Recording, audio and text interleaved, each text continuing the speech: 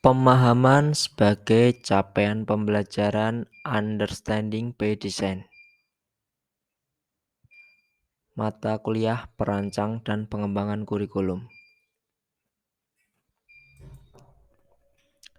Apa itu desain mundur atau backward design?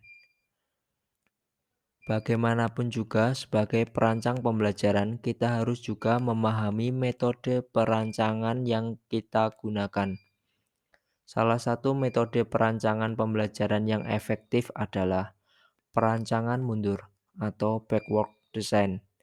Seperti yang termakna dari namanya, desain mundur dimulai dari akhir, yaitu tujuan yang nyata dari kegiatan pembelajaran. Kemudian kita akan mundur untuk mengembangkan bahan ajar dan kegiatan yang memenuhi tujuan pembelajaran tersebut. 6 aspek pemahaman dalam Understanding by Design.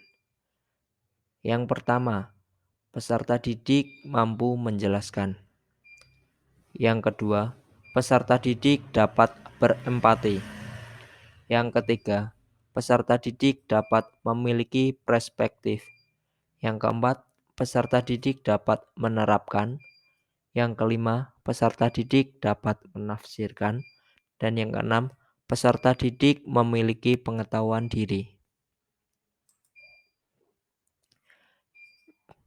Yang pertama, dapat menjelaskan. Peserta didik dapat menjelaskan dengan melalui prinsip, fakta, dan data yang dibenarkan dan sistematis serta memberikan contoh atau ilustrasi. Yang kedua, dapat menafsirkan. Peserta didik dapat menafsirkan melalui cerita-cerita yang bermakna dan memberikan dimensi historis atau pribadi yang terbuka. Yang ketiga, dapat menerapkan. Peserta didik dapat menerapkan secara efektif menggunakan dan menyesuaikan apa yang diketahui dalam konteks yang beragam.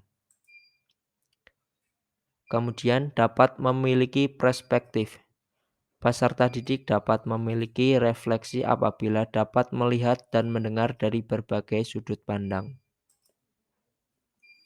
Kemudian dapat berempati. Peserta didik dapat memiliki empati apabila menemukan nilai dalam apa yang orang lain temukan aneh dan tidak masuk akal. Kemudian dapat memiliki pengetahuan diri. Peserta didik dapat memiliki pengetahuan diri apabila menunjukkan kesadaran metakognitif dan menyadari apa yang tidak dimengerti.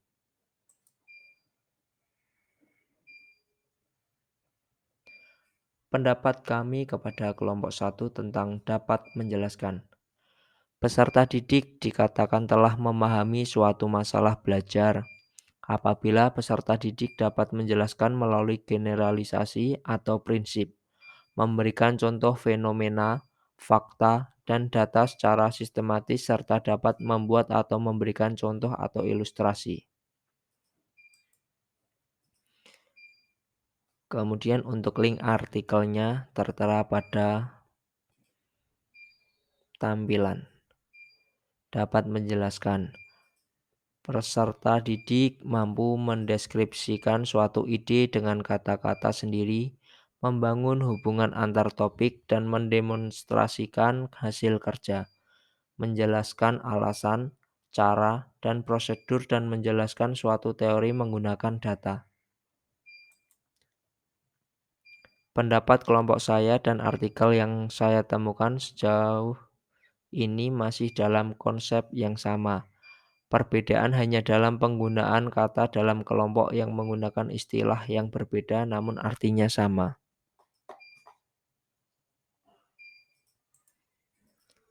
Sekian dan terima kasih.